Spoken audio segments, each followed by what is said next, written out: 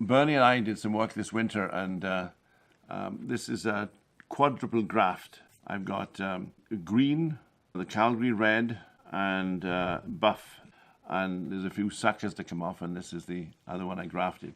And sometimes you can take buds, and you can get immediate apples. See, this is a Belgian Delight apple, and it's the bottom one of all, and it's flowering.